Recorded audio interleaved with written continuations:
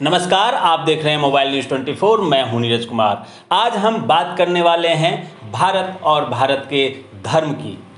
भारत पूरी दुनिया में धर्म को लेकर जाना जाता है, अध्यात्म को लेकर जाना जाता है, संस्कृति को लेकर जाना जाता है। शुरू से ही भारत विश्व गुरु माना जाता था, लेकिन कुछ विधर्मियों ने पिछले करीब 300-400 साल तक हमारे देश में ऐसे कुचरित्र चले, ऐसा काम किया, हमारे इतिहास को बदल कर रख दिया और भारत के जो हम लोग थे वो अपना कर्तव्य, अपनी पहचान, अपनी संस्कृति को भुला बैठे थे। लेकिन अब फिर से उसे स्थापित करने के लिए अयोध्या में फिर से भगवान श्री राम स्थापित हो रहे हैं। उनके मंदिर का पुनरुद्धार हो चुका है और 22 तारीख को जनवरी में वहाँ पे प्राण प्रतिष्ठा का कार्यक्रम भी रखा गया है। देश में एक ऐसा नेतृत्व आया है जो फिर से देश को दुनिया में शीर्ष पर ले जाने के लिए काम कर रहे हैं। इसी क्रम में हमारे साथ चर्चा के लिए आज विशेष तौर पर आए हुए हैं गुजरात के दाहोद से आचार्य डॉक्टर राजा शास्त्री जी। शास्त्री जी, आपका बहुत बहुत स्वागत है। और ओम नमो नारायण। आप जिस प्रकार से पूरे देश में घूम घूम के हिंदू सनातन धर्म के बारे में प्रचार करते हैं, लोगों को जागरूक करने में हमारे पुराने शंकराचार्य जी ने जो रास्ता दिखाया था उस रास्ते पर लोगों को चलने के लिए आप अग्रसर करते हैं, प्रेरित करते हैं। आज आपका हमारे स्टूडियो में बहुत बहुत स्वागत है। आज आप बताएं हमारे दर्शकों को कि जिस प्रकार से देश में आजकल विकास का रास्ता तो चल ही रहा है, धर्म को जागृति की ओर ले जाया जा रहा है, लेकिन बहुत सारे लोग इसमें बाधा उत्पन्न कर रहे हैं। तो ऐसा क्या करना चाहिए ताकि हम हिंदू सनातन धर्म वाले लोग अपने धर्म को फिर से उसी मुकाम पर ले जाएं जिस मुकाम पर हमारे आचार्य और शंकराचार्य जी ने शुरू किया था, लाया था। जी। स्वस्ति श्री गणेशाय नमः।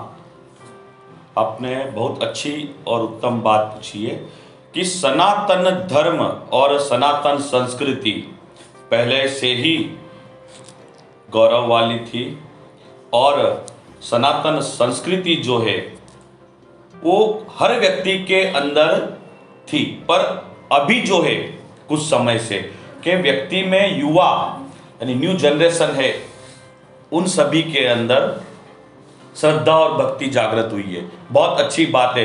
हम कई प्रोग्राम्स में जाते हैं और लोग हमसे क्वेश्चन करते हैं और उनका पूछना, एक व्यक्ति जब तर्क करके कुछ पूछता है और जानता है तो वो बड़ा अच्छा होता है। तो अभी युवा पीढ़ी के अंदर ये बहुत अच्छी बात देखने को मिल रही है कि वो हमसे प्रश्न करते हैं और अभी युवा पीढ़ी अभी गूगल के द्वारा सब कुछ मिल जाता है, तो रामायण, भगवत गीता वगैरह सब पढ़ने भी लगे हैं, तो बहुत अच्छी बात है। और मैं यही चाहूँगा कि सनातन संस्कृति के लिए बस सब ऐसे ही आगे बढ़ते रहें और नित्य प्रतिदिन भगवान का पूजा पाठ अध्ययन अवश्य करें कि भले जितना हो सके रामायण का, भगवत गीता का, श्रीमद् भागवत पुराण का जितना हो सके उतना अध्ययन करें। भले जितना समय मिले आपको उतना अध्ययन करें, क्योंकि सत्संग की महिमा ऐसी है कि एक बैल के सींग के ऊपर एक राई का दाना जितनी देर टिकता है, अगर सही ढंग से उतना भी सत्संग किया है तो सुनिश्चित रूप से आपका कल्याण है। तो सत्संग की इतनी महिमा है, सनातन संस्कृति की इतनी महिमा है। सनातन संस्कृति की महिमा पुराने समय से हर किसी को पता था, लेकिन बीच में जो आजकल के युवा हैं या जो हमारे नवयुवक हैं या फिर यूँ कहें कि जो खुद को पश्चिमी सभ्यता से प्रभावित मानकर पश्चिमी सभ्यता वाले लोग जब से हावी हुए हैं, हमारी सभ्यता को नीचा दिखाने की कोशिश करते आए हैं। और वो लोग कहीं ना कहीं चाहते हैं कि हम भारत के लोग, हम भारतवासी जो पुराने, सबसे पुराने इस सृष्टि के लोग हैं, सबसे पहले यहाँ पे हमारे भगवान ने अवतार लिया और उस सृष्टि की पहचान को मिटाने के लिए तरह तरह के साजिश किए गए। कई विदेशी आए और उन्होंने हमारी संस्कृति, इतिहास को बदलने की कोशिश की और उसी कारण से हमारे नए युवक जो हैं उससे दिग्भ्रमित हो गए। और कुछ लोगों का मानना है पता नहीं ऐसा होता होगा, नहीं होता होगा, सस्पेंस में रहते हैं लोग, अस्थिर नहीं रहते, विश्वास नहीं होता। लेकिन कहते हैं कि जो विश्वास करते हैं उसे भगवान जरूर मिलता है। भगवान विश्वास पर आधारित है। अगर आपको विश्वास है तो भगवान आपको जरूर मिलेंगे। हमारे शास्त्री जी अभी कल ही इनको इंडियन इस्लामिक सेंटर में बुलाया गया था गेस्ट के तौर पर, और वहाँ पे भी डिस्कस हुआ था सभी धर्म को लेके, हमारे सद्भावना को लेके, और सभी धर्म के लोग कैसे मिलजुल कर रहे, शांति कैसे स्थापित हो, देश में कोई विघटन ना हो, आपस में द्वंद्व ना हो, सभी मिलजुल कर रहे, भाईचारे से रहे। इस सब्जेक्ट पे इन्होंने कल ही वहाँ पे अपना स्पीच दिया है। इसके अलावा इनको 2017 में यज्ञ सम्राट का उपाधि मिल चुका है। देश में यज्ञ सम्राट के तौर पर भी इन्हें जाना जाता है। और मैं तो थोड़ा सा व्यंग कहूँगा कि गोल्डन बाबा के दूसरे बाबा हैं, और देखिए सोने से लदे हुए हैं हमारे महाराज जी। ये जो सब है भगवान की मूर्तियां हैं, जी जी, रुद्राक्ष है, तो शौक वाले हैं। नहीं, सही है, कोई दिक्कत नहीं है, मतलब मैं तो ऐसे ही एक ये कर दिया। उसके अलावा अभी 13 तारीख को वाराणसी में एक प्रोग्राम में हिस्सा लेने वाले हैं। तो क्या आपकी आगे की रणनीति है, आप क्या चाहते हैं, और किस प्रकार से उस रणनीति को पूरा करने के लिए, आपका जो मिशन है उसे पूरा करने के लिए क्या क्या काम आप लोग कर रहे हैं? अब जैसे आपने बोला कि ईश्वर के विश्वास फलदायकम, जो विश्वास होता है वो फलदायी होता है। ईश्वर को पाना संसार में सबसे सरल काम है। पहली बात, हर काम में मेहनत लगती है, समय लगता है, परंतु एक संसार में काम ऐसा है जो सरलता पूर्वक होता है, ईश्वर को पाना।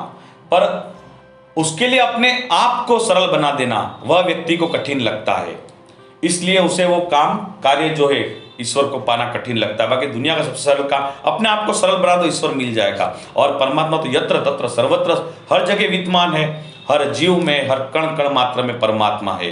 तो और मैं एक मेरा शुरू से सपना रहा है कि कई सालों से मैं एक स्लोगन भी चला कि हर घर यज्ञ होना चाहिए, कि हर घर में यज्ञ की महिमा बड़ी है हमारे शास्त्र में, क्योंकि यज्ञ जहां पर होता है उस भूमि को भगवान शिव भी प्रणाम करते हैं, और हमारे देवता, सुर, असुर सभी अपनी मनोकामना को पूर्ण करने के लिए यज्ञ करते थे। तो प्राचीन काल से भगवान राम ने यज्ञ किया है, भगवान श्री कृष्ण ने यज्ञ किया है, दशरथ जी ने पुत्र कामेष्टि यज्ञ किया है। तो अलग अलग प्रकार के यज्ञ, तो यज्ञ की बड़ी महिमा है कि साक्षात देव अग्निदेव हमारे सन्मुख है, और जो हम आहुति देते हैं वो देवताओं तक, भगवान तक प्राप्त होती है। तो हर घर में सूक्ष्म यज्ञ भी रोज प्रतिदिन करें। पंचमहाभूत यज्ञ का एक शास्त्र में वर्णन किया हुआ है। तो हर घर में सूक्ष्म रूप से थोड़ा यज्ञ भी रोज प्रतिदिन अगर व्यक्ति करने लगे तो उससे वातावरण की शुद्धि होगी, और जो वातावरण बैक्टीरिया होते हैं उनका भी नाश होता है, और एक अलग ही ऊर्जा का अनुभव होता है, उससे एक पॉजिटिव एनर्जी क्रिएट होती है। तो यज्ञ सबको करना चाहिए, और मैं ज्यादा से ज्यादा लोगों तक पहुंचकर यज्ञ की महिमा, यज्ञ के बारे में बताना चाहता हूं। और हमारे साथ में हमारे विप्र बंधु, ब्राह्मण बंधु सब जुड़े हुए हैं।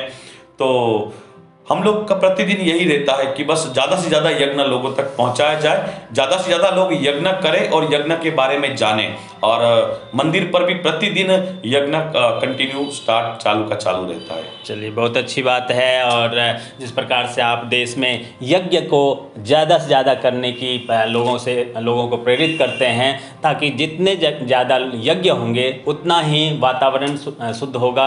आजकल हर कोई जानता है कि किस प्रकार से पोल्यूशन से पूरा दुनिया परेशान है, पूरे दुनिया में इसकी समस्या है। दिल्ली एनसीआर में आपने देखा होगा सांस लेने में परेशानी हो रही थी। जितने भी मेट्रोपॉलिटन सिटी है वहाँ सांस लेने की परेशानी हो जाती है 2-3 महीने तक। ये क्यों होता है? अगर इस वातावरण को हम सही तरीके से रखेंगे, शुद्ध रखेंगे, तो ये पोल्यूशन नहीं होगा। हम करते क्या हैं, पोल्यूशन बढ़ाने के लिए तरह तरह के विषैले पदार्थ को जलाते हैं। पन्नी, जो कूड़ा कचरा होता है, उसमें आग लगा दिया जाता है, धुआं निकलता है और उससे पोल्यूशन बढ़ता है। अभी तो सिर्फ मेट्रोपॉलिटन सिटी में पोल्यूशन होता है, गांव में छोटे छोटे शहरों में नहीं होता है। लेकिन अगर हम नहीं सुधरे, अगर हमने प्रकृति को नहीं पहचाना, तो आने वाले समय में गांव में भी ये पोल्यूशन फैल जाएगा।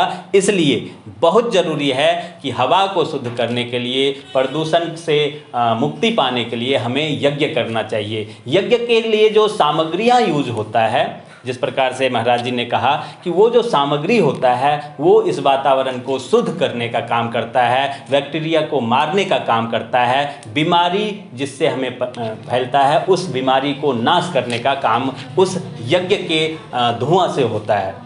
बहुत साइंटिफिक रीज़न होता है यज्ञ का, उस पर भी हम कभी फिर से चर्चा करेंगे। लेकिन अभी हम आप तमाम दर्शकों को बताते हैं कि जिस प्रकार से आने वाले समय में 22 जनवरी को राम जन्मभूमि पर फिर से भगवान श्री राम के मूर्ति का प्राण प्रतिष्ठा कार्यक्रम रखा गया है, महाराज जी भी आमंत्रित हैं उसमें। महाराज जी, आप देश के लोगों से, सनातन धर्म के लोगों से क्या अपील करना चाहेंगे ताकि हमारा ये देश एक बार फिर से राम राज्य स्थापित हो सके? अब मैं ये कहना चाहूँगा कि कई वर्षों के बाद मर्यादा पुरुषोत्तम भगवान श्री राम अपनी अयोध्या में अपने, तो राम राज्य की स्थापना तो भारत में पहले से ही थी, पर अब भगवान अपने आसन को ग्रहण कर रहे हैं, तो रामलला अपने मंदिर में विराजमान हो रहे हैं। तो जब भगवान अयोध्या आए थे तब भारतवर्ष में दीपावली के दीप जले उस दिन हर घर में, वो पर्व दिवाली कहलाया। तो मैं चाहूँगा कि 22 जनवरी 2024 को जब रामलला अपने मंदिर में प्रतिष्ठित होंगे, तब भारतवर्ष वालों के लिए और हमारे सनातनी जहाँ कहीं भी रहते हो विश्व में, उन सभी के लिए ये दीपावली पर्व है। तो इसको बड़ी धूमधाम से मनाएं और अपने घर में कम से कम 5 दीप जरूर प्रज्वलित करें कि सनातनी को एक वर्षों के बाद हमारे जो मर्यादा पुरुषोत्तम राम है उनको अपना स्थान मिला, प्रतिष्ठित हो रहे हैं उस जगह पे, मंदिर में आ रहे, अपनी अयोध्या में आ रहे हैं। तो सभी से मैं निवेदन करूंगा कि 5 दीप उस दिन अवश्य रूप में जलाएं और भगवान का ये जो प्रतिष्ठा का मुहूर्त है उसे दीपावली की तरह मनाया जाए। एक फिर से कलयुग का दीपावली, मतलब दीपावली तो जो स्थापित है शुरू से होता आ रहा है वो तो है ही, एक दीपावली और 22 तारीख को शुरू होगा और वो भी मुझे लगता है कि हर साल 22 तारीख को ऐसा ही दीपावली मनाया जाना पड़ेगा, तभी हम सनातन धर्म के लोग फिर से देश में राम राज का कल्पना कर सकते हैं। एक और सब्जेक्ट पर हम चर्चा करेंगे महाराज जी। हमारे देश में तो चलिए सब कुछ ठीक है, क्योंकि हम लोग शुरू से ही वसुधैव कुटुंबकम को मानते हैं, हर किसी को परिवार मानते हैं, किसी को कष्ट नहीं देना चाहते हैं। लेकिन दुनिया में हर जगह कहीं देखिए आप, रूस में वार चल रहा है, रूस यूक्रेन का वार चल रहा है, गल्फ़ कंट्री में इज़राइल हमास का वार चल रहा है, अफ़गानिस्तान, ईरान, पाकिस्तान, हर जगह वार चल रहा है। तो ऐसा क्या संदेश आप देना चाहेंगे कि दुनिया के लोग शांति से रहे, आपस में मिलजुल के रहे, युद्ध से दूर रहे और आपस में भाईचारे के साथ रह सके? इसके लिए क्या करना चाहिए? मैं सबसे पहले तो एक बात कहना चाहूँगा कि ये जो शांति का विषय है ये हमारे ऋषि मुनि पहले से स्थापित करके गए हुए हैं और सनातन संस्कृति है वो शांति में ही विश्वास रखती है, जात पात में विश्वास नहीं रखती। जी जी। तो शांति के लिए हमें धर्म की शरण में होना चाहिए, धर्म की शरण में है, अध्यात्म की शरण में है। तो क्योंकि जो मनुष्य से प्रेम नहीं कर सकता वो परमात्मा से कभी नहीं कर सकता, ये परम सत्य है। तो हमें एक दूसरे से प्यार वाली भावना जागृत करनी होगी पहले तो, कि जीव शिवश्याम के हर जीव में शिव विराजमान है, हर जीव में मेरा परमात्मा, मेरा मालिक विराजमान है, तो हम उससे प्यार करें। तो वो प्यार वाली, और जात पात से अलग है हमारा जो सनातन है, क्योंकि सनातन की पवित्रता और महानता तो आप देखिए कि एक जंगल में रहने वाली आदिवासी सबरी, उसके झूठे बेर भगवान श्री रामचंद्र जी ग्रहण करते हैं। और एक वालिया लुटारा जो ब्रह्मर्षि वाल्मीकि बन जाते हैं। और रावण एक महाज्ञानी पंडित पर अहंकारवश और अपने कर्मोवश उसे भगवान ने दंड दिया। तो जात पात से परे है, भगवान को सिर्फ भाव और प्रेम से ही पा सकते हैं। बिल्कुल। और मैं यही चाहूँगा कि हर लोग जब ईश्वर की शरणागति होते हैं तो अपने आप शांति के मार्ग खुल जाते हैं। और सब जात पात को छोड़ के सबसे परे है ईश्वर की अलौकिक शक्तियाँ। बिल्कुल। तो उस ईश्वर की शरणागति, आध्यात्म की शरणागति, जब धर्म का मार्ग हम चुनते हैं तो अपने आप शांति के रास्ते। तो सभी को मैं ये चाहूँगा कि आप जिस किसी भी धर्म में विश्वास रखते हो तो उस मालिक को, उस सामने वाले व्यक्ति के अंदर वो जीव को देखे तो अपने आप। और अध्यात्म का सहारा, क्योंकि धर्म सिर्फ जोड़ना सिखाता है, कभी तोड़ना नहीं सिखाता। बिल्कुल, धर्म जोड़ना सिखाता है, प्यार मोहब्बत से प्रेम से रहना सिखाता है, किसी का नुकसान करना नहीं सिखाता, लालच करना नहीं सिखाता है। लालच के कारण ही आपस में लोग लड़ते हैं, मरते हैं। लालच चाहे छोटा हो या बड़ा हो, भूमि का लालच हो या धन का लालच हो, लालच के कारण ही युद्ध होता है। लालच छोड़ दीजिए तो युद्ध खत्म हो जाएगा। महाराज जी ने बहुत अच्छा प्रसंग बताया। आप तमाम दर्शकों का बहुत बहुत धन्यवाद। महाराज जी आपका भी बहुत बहुत धन्यवाद। आप सभी दिल्ली वासियों के प्यार के लिए आपका बहुत बहुत धन्यवाद। नमस्कार। नमस्कार।